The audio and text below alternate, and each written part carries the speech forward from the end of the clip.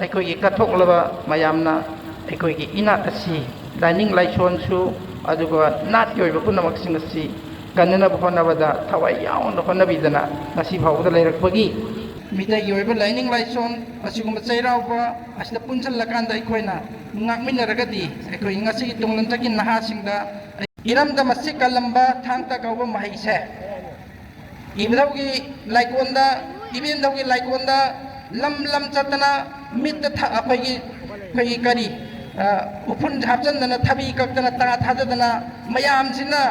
ꯄꯩꯁꯥꯁꯤ ꯄꯤꯗꯦ ꯄꯤꯗꯦꯒ ꯊꯥꯕꯤꯗꯅ ꯑꯩꯈꯣꯏꯅ ꯍꯔꯥꯎꯔꯗꯅ ꯂꯥꯛꯈꯤꯕꯁꯦ ꯆꯍꯤ ꯑꯩ ꯏꯁꯥ ꯆꯍꯤ 67 ꯁꯨꯔꯦ ꯆꯍꯤ ꯌꯥꯝꯗ꯭ꯔꯕꯗ 50 ꯈꯔ ꯍꯦꯟꯕ ꯐꯥꯎꯗꯤ ꯑꯩꯈꯣꯏꯅ ꯃꯁꯤꯒꯤꯗꯃꯛꯇ ꯀꯠꯊꯣꯛꯇꯅ ꯂꯥꯛꯇꯅ ꯂꯥꯛꯈꯤ ꯑꯗꯨꯃꯁꯨꯡ ꯑꯩꯈꯣꯏꯒꯤ ꯊꯥꯡ ꯇꯥꯒꯤ ꯁꯥꯟꯅꯔꯣꯏ ꯑꯃꯠꯇꯒꯤ ꯁꯥꯔꯇꯤꯐꯤꯀꯦꯠ ꯑꯃ ꯐꯥꯎꯕ ꯃꯅꯤꯄꯨꯔ ꯌꯨꯅꯤꯚꯔꯁꯤꯇꯤꯒꯤ ꯃꯤꯡ ꯆꯟꯕꯗ ꯆꯠꯅꯕ ꯌꯥꯗꯦ ꯑꯩꯈꯣꯏꯒꯤ ꯊꯥꯡ ꯇꯥꯒꯤ ꯁꯥꯔꯇꯤꯐꯤꯀꯦꯠ ꯑꯃꯠꯇ ꯃꯅꯤꯄꯨꯔ ꯒꯣꯔꯃꯦꯟꯒꯤ ꯀꯟꯁꯇꯦꯕꯜ ꯂꯧꯕꯗ ꯆꯠꯅꯕ ꯌꯥꯗꯦ ꯑꯗꯨꯗꯤ ꯑꯩꯈꯣꯏ ꯅꯥꯠꯁꯤ ꯀꯥꯏ ꯌꯣꯛꯈꯠꯂꯤꯕ ꯉꯁꯤ ꯃꯥꯡꯗ ꯂꯩꯔꯤꯕ ꯑꯩꯒꯤ ꯏꯅꯥꯎꯁꯤꯡ ꯏꯆꯥꯁꯤꯡ ꯑꯩꯒꯤ ꯃꯥꯡꯗ ꯃꯨꯛꯅꯥ ꯁꯥꯟꯅꯒꯗꯣꯔꯤ ꯑꯩꯅ ꯏꯔꯥꯟꯗ ꯆꯠꯄ ꯃꯇꯝꯗ ꯏꯔꯥꯟꯒꯤ ꯀꯤꯁ ꯑꯥꯏꯂꯦꯟꯗ ꯃꯨꯛꯅꯥꯒ ꯆꯞ ꯃꯥꯟꯅꯕ ꯇꯣꯇꯣꯠ ꯁꯤꯗꯩꯗ ꯏꯕꯦꯝꯃ ꯑꯃꯅ ꯁꯦꯠꯂꯤꯕ ꯐꯤꯁꯦ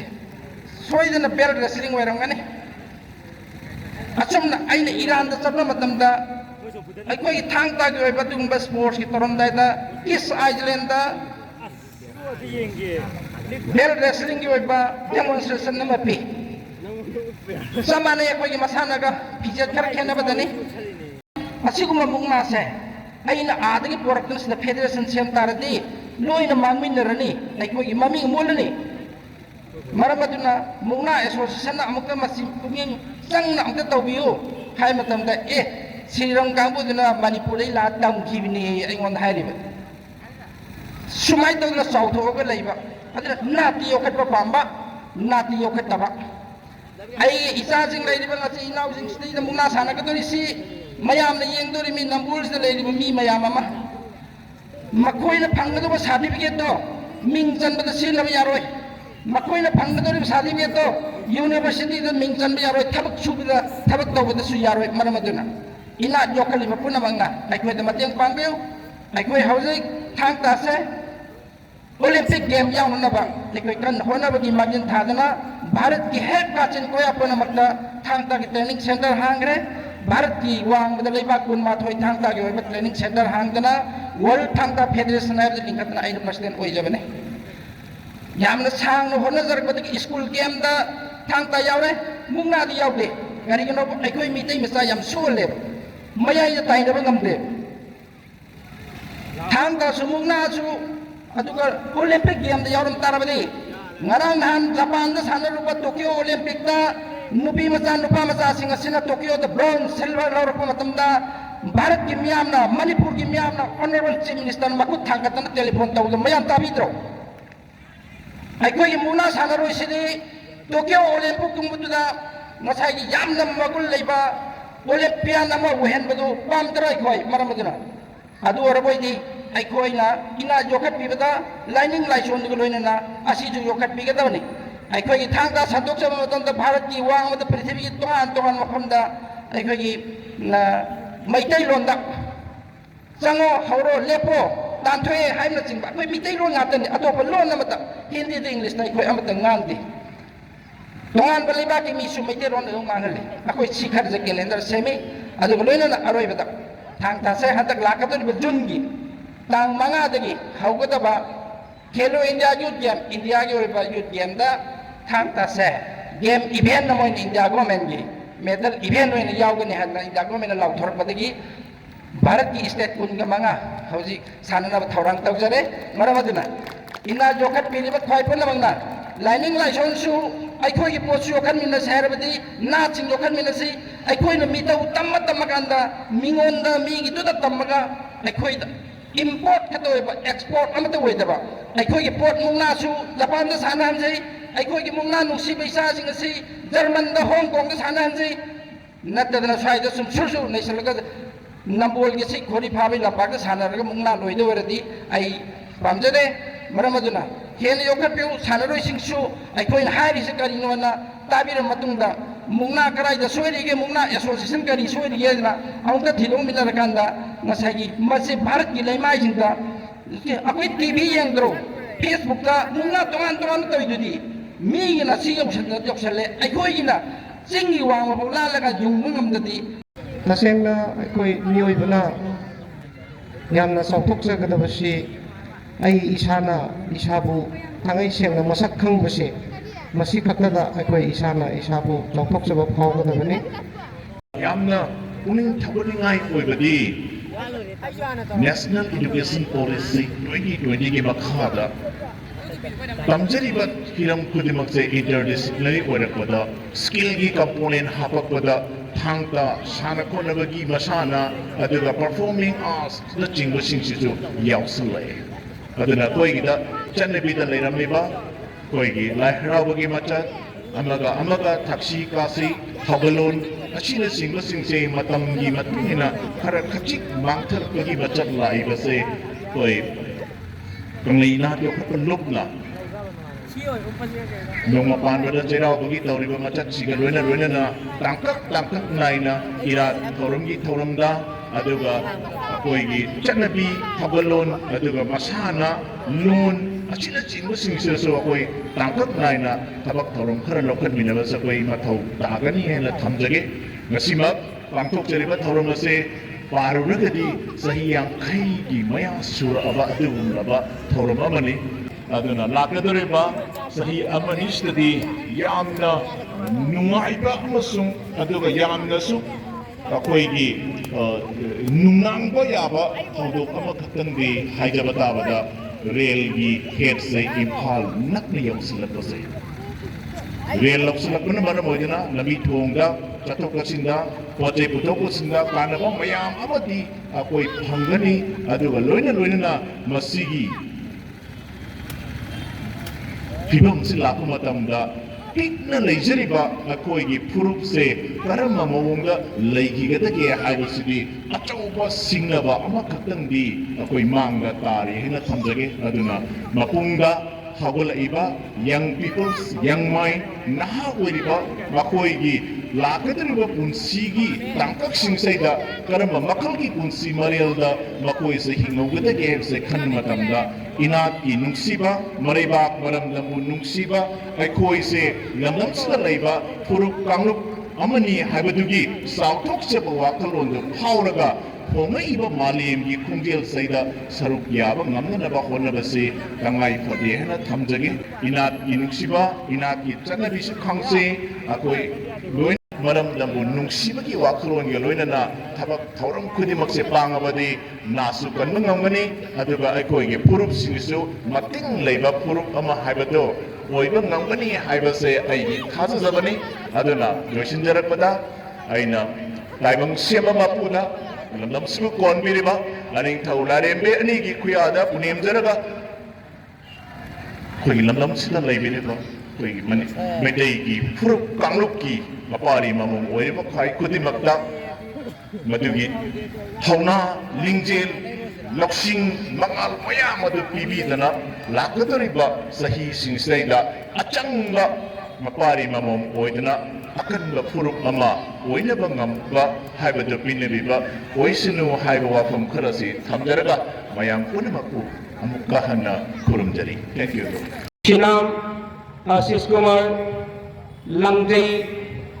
Matangda Loitongbom Binoy Langjai Matangda Soibam Ananda Langjai Matangda Laisram Sanatomi Langjai Matangda Sorokhaibam Amajit Tonjatra Hairibasi Malongi Panane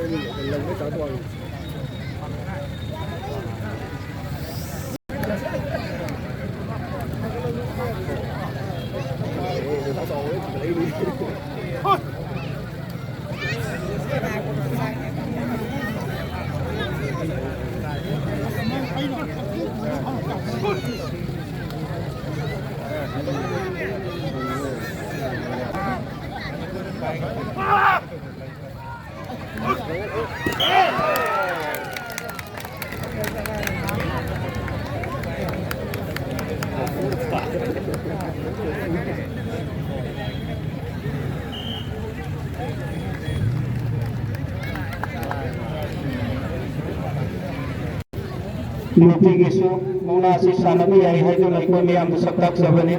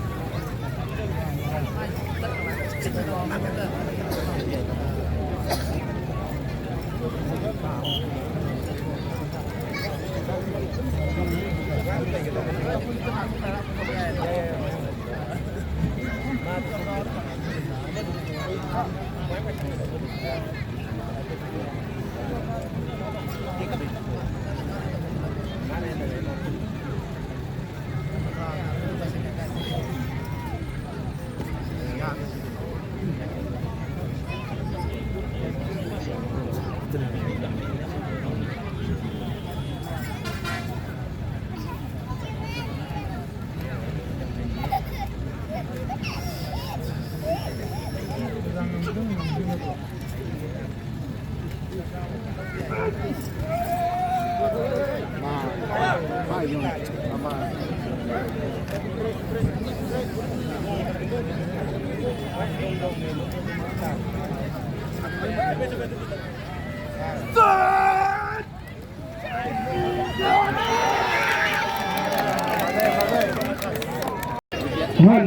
Cheiraobagi Khoriphaba tim A Khoriphaba tim A Amang Dhamanakan dan Naikina Khoriphaba tim A Kondang Pisilana Musim Bigane Aku ini juri ubiri ba Sila yang mesti Sabiu amung kimbada loyera bigane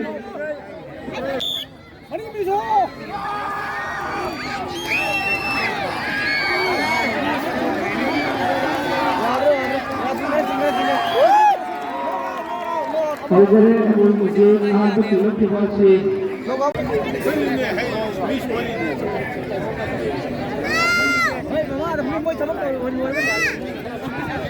surgery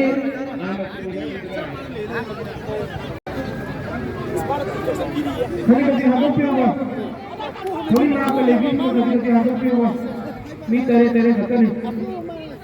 यार एक काजी में नहीं जाएगी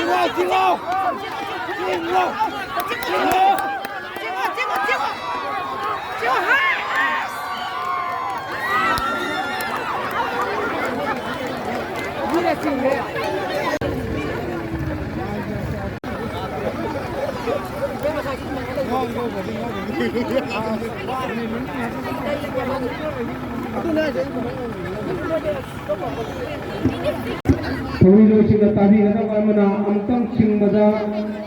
लोयगदबनी यामना चेक्षिना सोका पंदना अमदि my पागनबा सिंगिनबगी नमका निजिंगई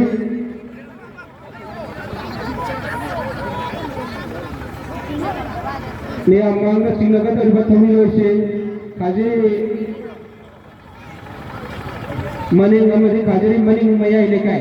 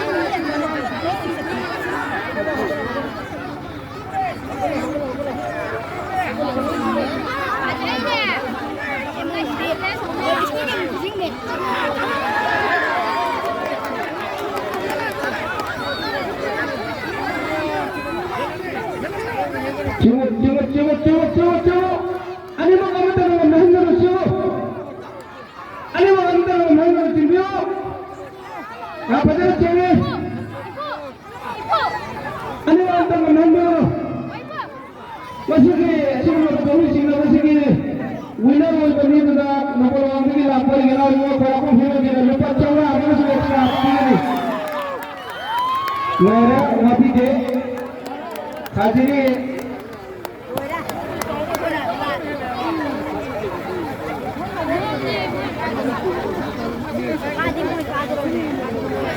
kadi mo.